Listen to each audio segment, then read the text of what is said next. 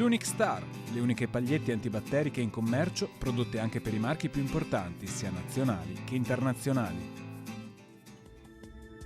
Bentrovati al Meteo.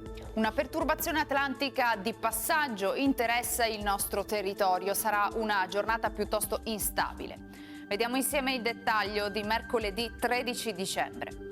Sul Veneto sarà in prevalenza molto nuvoloso, con precipitazioni sparse, a tratti diffuse, anche a carattere di rovescio. In esaurimento poi entro la notte. Limite della neve oltre i 1100-1300 metri sulle Dolomiti. Le temperature si manterranno sostanzialmente stazionarie, minime tra 2 e 5 gradi, massime tra 8 e 11 gradi. Spostiamoci ora sul Friuli Venezia Giulia. Anche qui il cielo sarà coperto ovunque con piogge da deboli a moderate. Quota neve intorno ai 1400-1600 metri sulle prealpi, 1200 metri sulle Alpi. Temperature minime tra 5 e 10 gradi, massime sui 10-12 gradi.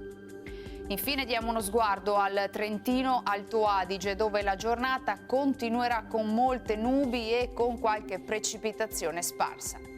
Temperature minime tra 2 e 4 gradi, massime sugli 8-12 all'incirca. Dal meteo per ora è tutto, vi do appuntamento al prossimo aggiornamento.